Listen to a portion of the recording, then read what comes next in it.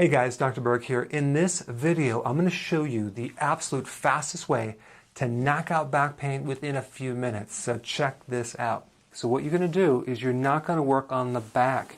You're going to work on the opposite, the front part.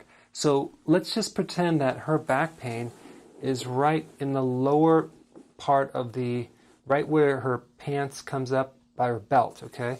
If we draw a line to the front part and we press on the exact opposite side, so her belly button is right here, so it's just below the belly button. If I press into this point, what's going to happen is going to relieve the back over here. Now, here's the secret. The secret is you have to match wherever the back pain is. Just pretend there's a line going right through her body, okay?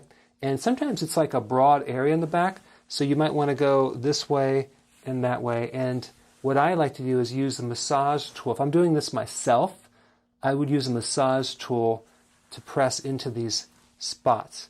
So what you're going to do, like sometimes the pain is over to this side, then we just shift over and we press into it, or if it's on this side, you press on this side.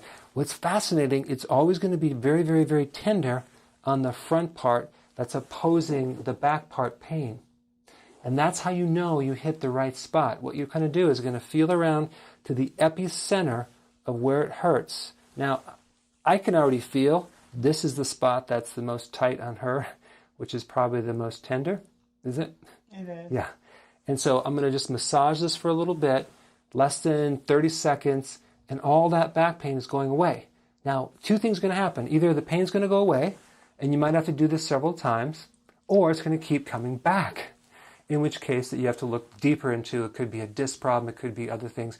But this is the fastest way to knock out back pain that I know, and by working in the opposite side. No one does this. They work on the back. They don't work on the front.